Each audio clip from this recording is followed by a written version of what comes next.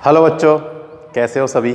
हम पढ़ रहे हैं class 10th math Hindi medium RBSC 9 की विविध चल रही है अपनी, जिसके क्वेश्चन हमने 19 तक कर लिए थे कंप्लीट। अब है क्वेश्चन नंबर 20वां।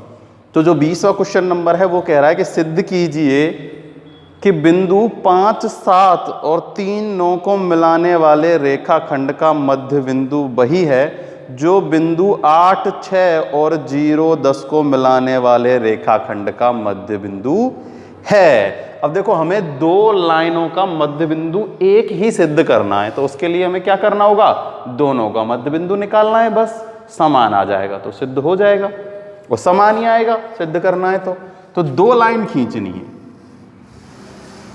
एक और दो, ए और बी। यहां है ये एक मध्य बिंदु है P, क्या है, मध्य बिंदु। तो इसके निर्देशांक हैं 5, 7 और 3, 9। 5, 7 और 3, 9 मध्य बिंदु है तो 1:1 में काटेगा। ऐसे ही यहां है दूसरी लाइन, इसके हैं 8 और 6, 0 और 10। ऐसे ही इसके मध्य बिंदु, यानी कि ये x y के मान और यहां पर x y के मान ये कैसे आने चाहिए, बराबर होने चाहिए। जो इस रेखाखंड के मध्य बिंदु हैं वो ही इस रेखाखंड के मध्य बिंदु हैं, ऐसा हमें सिद्ध करना है। तो हम बस दोनों के क्या निकाल लेते हैं, रेखाखंड निकाल लेते हैं। तो देखो, इसे हम कैसे लिख लेते हैं, ये AB लाइन है, इसे एक CD लाइन ले लेते हैं और ये हो जाता है क्या, Q। क्या हो जाएगा, Q।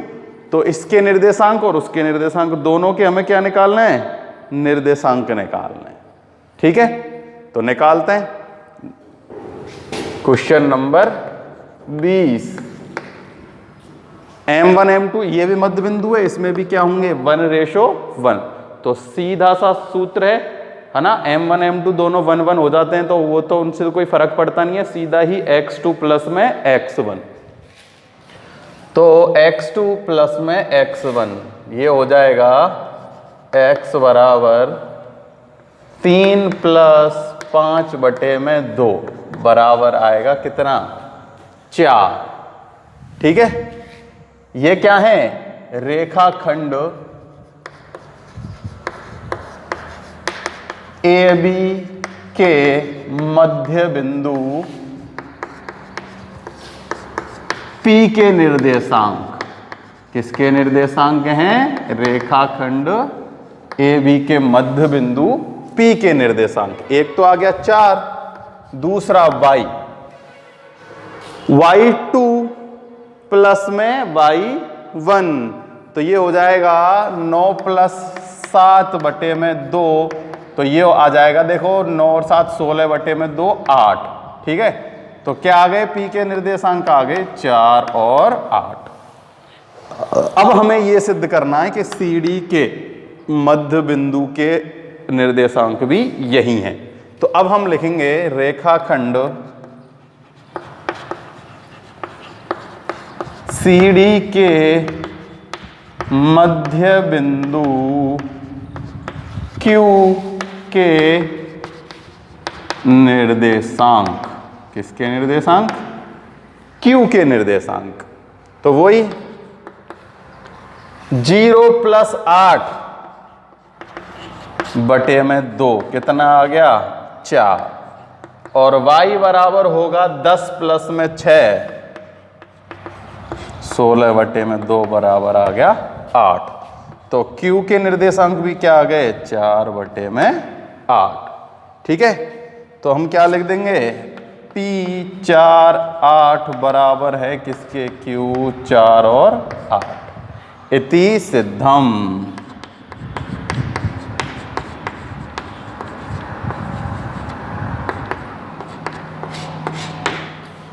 क्या हो गया है, इति सिद्धम हो गया। सिंपल सा है कि दो लाइनें दी गई हैं, दोनों के हमें निर्देशांक दिए गए हैं और मध्य बिंदु दिया है, यानी कि 1:1।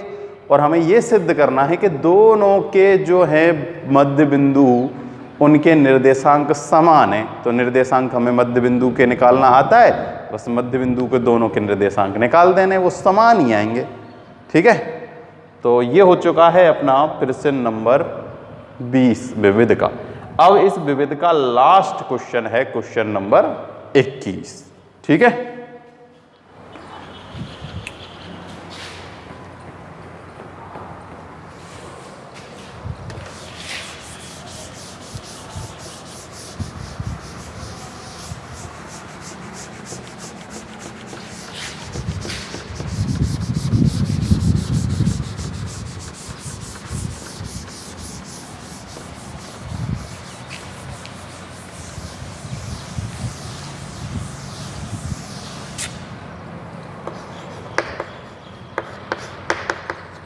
देखो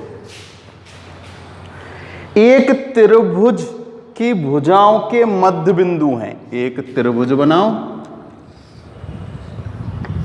उनकी भुजाओं के मध्य बिंदु, कैसे मध्य बिंदु, तो P, Q और R मध्य बिंदु हैं, P, Q और R। इसको हम मान लेते हैं A, B और C। ठीक है, तो इनके निर्देशांक हमें दिए गए हैं। P के निर्देशांक हैं 1, 2, 1 और 2। Q के निर्देशांक हैं 0 और -1, और R के निर्देशांक हैं 2 और -1। ठीक है, और हमसे क्या पूछ रहा है ये, तो त्रिभुज के शीर्षों के निर्देशांक ज्ञात कीजिए। क्या कीजिए, शीर्षों के निर्देशांक। देखो हमने एक क्वेश्चन पहले ऐसा किया था, याद हो तो मैंने कहा था वो इंपॉर्टेंट क्वेश्चन है, जिसमें हमें शीर्ष तो दिए गए थे, ठीक है, और हमने मध्य बिंदु क्या किए थे, ज्ञात किए थे, और फिर हमने उनके क्या माध्यिकाएं भी ज्ञात की थी, याद है, ऐसा एक क्वेश्चन हमने किया था। अब ये उससे थोड़ा सा उल्टा है। अब हमें मध्य बिंदु तो दिए गए हैं, ठीक है, त्रिभुज के, और हमें क्या निकालने हैं, निर्देशांक निकालने। ठीक है, ये त्रिभुज कैसा है ऐसा कुछ थोड़ी दिया गया। यदि त्रिभुज की भुजाएं दिए गई हैं, केवल शीर्षों के निर्देशांक ज्ञात करने हैं, तो देखो कोई दिक्कत वाली बात नहीं है। देखो जो A है इसके निर्देशांक हम मान लेते हैं x1, y1, B के मान लेते हैं x2, y2, और C के मान लेते हैं x3 और y3। ठीक है, अब देखो मध्य बिंदु है, मध्य बिंदु है ना, तो मध्य बिंदु का सूत्र आप लोगों को पता है, क्या होता है, x2 प्लस में x1 बटे में 2, x का तो, और y का क्या होता है, y2 प्लस y1 अपॉन में 2। देखो होता तो m1 x2 है, लेकिन m1 जब 1 होता है तो m1 को लिखने का कोई फायदा नहीं है, तो हम सीधा इसी से करेंगे। ठीक है, सबसे पहले मध्य बिंदु P लेते हैं। क्या लेते हैं, मध्य बिंदु P। ठीक है,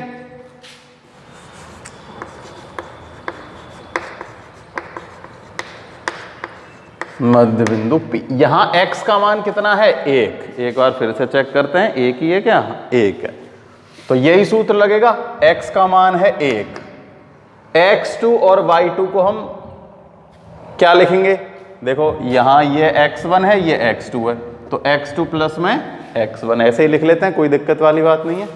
चाहो तो x1 प्लस x2 लिख लो, चाहो तो x2 प्लस में x1 बटे में 2। अब देखो ये 2 मैं इधर भेज देता हूं, तो x2 प्लस x1 बराबर कितना आ गया, 2। ये आ चुकी है इक्वेशन फर्स्ट। इस पे क्या लिख देंगे हम, इक्वेशन फर्स्ट लिख देंगे। ठीक है, अब हम बात करते हैं किसके लिए,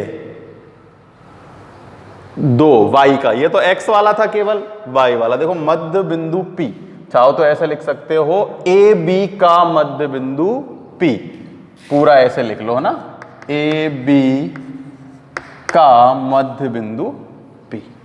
सूत्र मैंने यहां लिख रखे हैं, मैं बार बार नहीं लिखूंगा। अब y का मान है 2, कितना है, 2, तो ये भी क्या हो जाएगा, y2 प्लस में y1 बटे में 2, इसको मैं इधर भेज देता हूं, तो ये हो जाएगा y2 plus y1 equal to 2 2 जा 4। इक्वेशन हो चुकी है सेकंड। अब हम निकालते हैं BC का मध्य बिंदु Q। ठीक है, BC का मध्य बिंदु Q से, तो x का मान तो देखो 0 है, कितना है 0, तो x2 या x3 प्लस में x2 बराबर कितना आ जाएगा 0 आ जाएगा, क्योंकि इधर 0 है ना। देखो ऐसे होगा x3 प्लस x2 बटे में 2, 2 इधर आएगा तो ये 0 हो जाएगा, तो मैं इसको सीधा ही 0 लिख देता हूं ना, कि x3 प्लस x2 बराबर 0। ये हो गया समीकरण 3। अब करते हैं -1 से, y का मान कितना है -1, तो y3 प्लस में y2, y3 plus y2 upon में 2, 2 को इधर भेज दूं तो ये -2 आ जाएगा। ठीक है, तो सीधा लिख दो, चाहो तो एक बार और लिख दो -2। ये हो गया समीकरण नंबर 4। ठीक है, अब AC का मध्य बिंदु R, AC का मध्य बिंदु R। ठीक है, तो x का मान तो है 2, इसे भी कर लो x1 प्लस में x3 बटे में 2। ठीक है, यहां x1 और x3 आए थोड़ी हैं, नहीं आए, तो ये हो जाएगा 4, x1 प्लस x3 बराबर 4। ये हो गया समीकरण नंबर 5। अब करते हैं y -1 है, -1 ही है ना, दोनों में -1 है, एक बार फिर से चेक कर लो, -1 और -1। ठीक है, तो ये हो जाएगा y1 प्लस y3 बटे में 2 और y1 प्लस y3 बराबर -2, समीकरण 6। ठीक है, ये मैं मिटा देता हूं, अब सूत्र का काम खत्म। अब देखो अपन को निकालना किसका मान है, x1 y1, x2 y2 और x3 y3 के मान निकालने हैं। तो हमने x2 प्लस x1 का मान निकाल लिया, x3 प्लस x2 का मान निकाल लिया और x1 प्लस में x3 का मान निकाल लिया। तो जहां जहां x वाले समीकरण थे, देखो समीकरण 1, समीकरण 3 और समीकरण 5, तो समीकरण 1, 3 व 5 को हल करने पर अपन x1, x2, y2 इन सब के मान निकाल लेंगे। देखो हमें पता है x2 प्लस x1 बराबर कितना है 2 है। ठीक है, और x3 प्लस x2 बराबर है 0। देखो मैं इनको एक बार यहां लिखता हूं सबको, x2 प्लस x1 बराबर 2 है, x3 प्लस x2 बराबर है 0 और x1 प्लस x3 बराबर कितना है 4। ऐसा ही है। ठीक है, तो देखो x1 और x2 का योग है 0 और x3 और x2 का क्या है 0, मतलब x1 प्लस x2 तो है 2, x3 प्लस x2 है 0 और x1 प्लस x3 कितना आ गया 4। ठीक है, तो देखो यहां से अगर हम मान निकालें तो देखो x1 का जो मान है ना वो तो कितना होगा 4, देखो x1 तो होगा 4 और x2 जो होगा वो होगा -2 और x3 जो होगा ना वो होगा 2। ठीक है, अब देखो रख के देखते हैं, x1 4 और x2 -2, तो प्लस का 2 बच गया, x3 है 2 और x2 है -2, तो ये कितना आ जाएगा 0 आ जाएगा, और x3 है कितना, x3 है अगर x2 हम प्लस और ये ले लेते हैं माइनस तो भी ये गड़बड़ है। तो हम इसको सॉल्व भी करके निकालते हैं एक बार, ठीक है ना।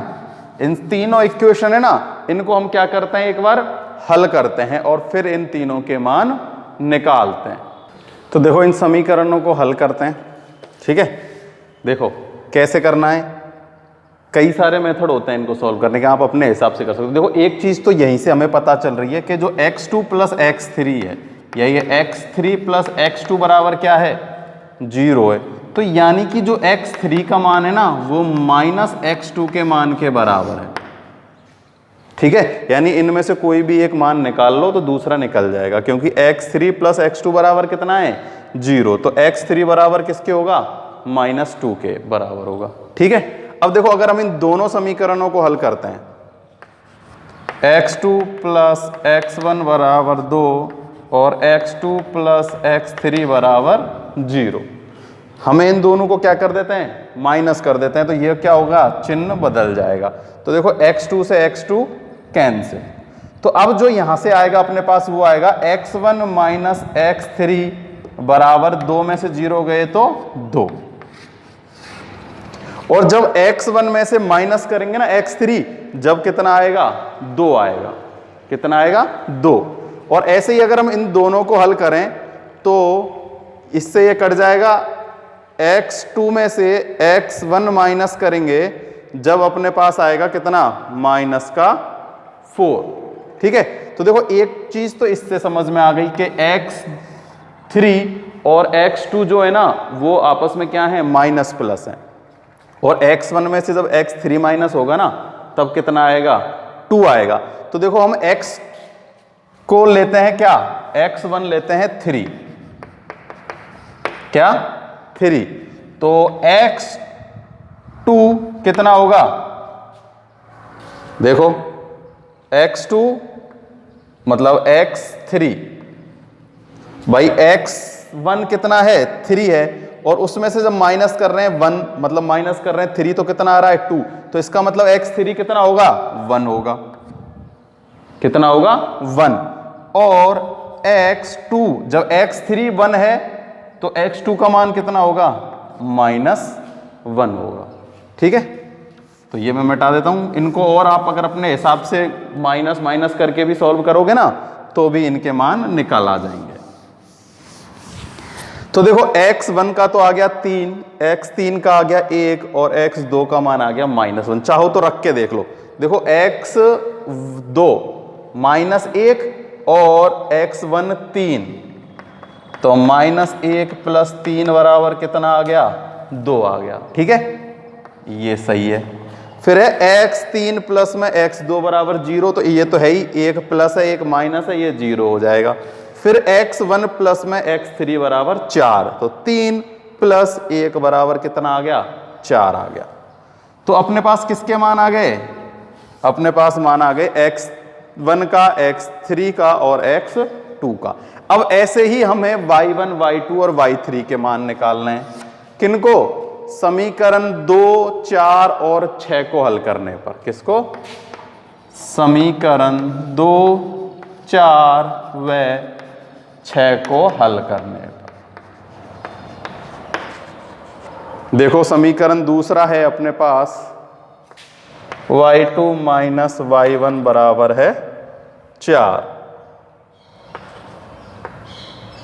सॉरी प्लस होना चाहिए था, y2 प्लस y1 बराबर 4, और है y3 प्लस y2 बराबर -2। और छठा समीकरण है y1 प्लस में y3 बराबर -2, ठीक है। तो देखो y1 प्लस y2 कितना है, 4 है, और y3 प्लस y2 बराबर है -2, यानी कि y2 की वैल्यू माइनस में है, इन दोनों में से किसी भी एक की वैल्यू। ऐसे ही देखो 1 और 3, इन दोनों में से किसकी वैल्यू है, एक माइनस की वैल्यू है। तो देखो किसी को भी एक दूसरे में से माइनस करके देख लो। अगर हम देखो सबसे पहले इन दो समीकरणों को हल करते हैं तो y2 से y2 कैंसिल हो जाएगा, y1 माइनस y3 बराबर कितना होगा, माइनस माइनस ये हो जाएगा प्लस 6 हो जाएगा। कितना हो जाएगा? 6। जब हम इन दो समीकरणों को हल करेंगे ना तो इससे ये कैंसिल हो जाएगा, y1 में से माइनस जाएगा कितना? y3। तो किसका मान आ जाएगा? y1 माइनस y3 का मान आ जाएगा कितना? 6। तो अब हमें इसमें दोनों में से किसी के मान को निकालना है। तो y3 बराबर कितना होगा? y3 बराबर होगा, देखो y3 होगा -4 और y1 होगा 2। ठीक है, देखो अगर हम y3 को क्या ले लेते हैं? 4, तो y1 का मान कितना हो जाएगा? देखो ये तो हो गया 4, यहां -2 है। ठीक है, किसी भी एक का मान किसी भी एक समीकरण में अपने हिसाब से सेट करने से भी इसको सॉल्यूशन हो जाता है। देखो मैंने अगर यहां y3 क्या ले लिया? 4 ले लिया, माइनस का, किसका ले लिया? माइनस का 4। तो y1 का मान यहां से कितना आ जाएगा? y1 का मान कितना आएगा? 2 आएगा। भाई 2 में से -4 में से 2 जाएंगे तभी तो माइनस के 2 बचेंगे। ये आ गया 2। ठीक है, अब देखो y1 कहाँ है?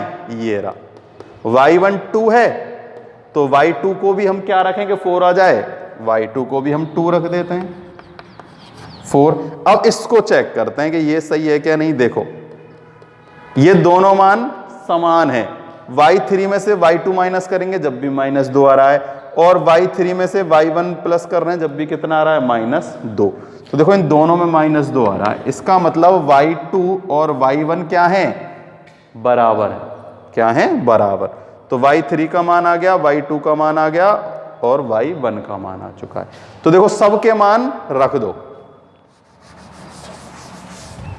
a के निर्देशांक, a के निर्देशांक हैं x1 y1, तो x1 कितना है अपने पास? 3, और y1 अपने पास कितना है? 2। ठीक है, फिर है b के निर्देशांक, b है x2 और y2। तो x2 कहाँ है? x2 ये रहा -1, और y2 है अपने पास 4। फिर है अपने पास x3 y3, x3 का मान है 1 1, और y3 का मान कितना है? -4। ये आ गए अपने पास a b c के निर्देशांक। बस इनको आप अपने हिसाब से जैसे भी आपको सूटेबल लगे कैलकुलेशन कर लेना, और इनको हल करके y1 y2 y3 और x1 x2 x3 के मान क्या कर लेने हैं? हमें निकाल लेना है। तो यही करना था, हमें केवल निर्देशांक निकालने थे और अपन ने निर्देशांक निकाल ली। तो अपनी 9वीं प्रश्नावली है ना, निर्देशांक जो थी खत्म हो चुकी है। वही 2 फॉर्मूलों पे बेस पूरी एक्सरसाइज है, अच्छे से प्रैक्टिस करना। नंबर अच्छे एक बड़ा क्वेश्चन आ जाता है इसमें से कई बार। तो अपनी ये एक्सरसाइज कंप्लीट हो चुकी है। नेक्स्ट वीडियो में हम कोई नई एक्सरसाइज स्टार्ट करेंगे। आज के लिए केवल इतना ही। Thank you.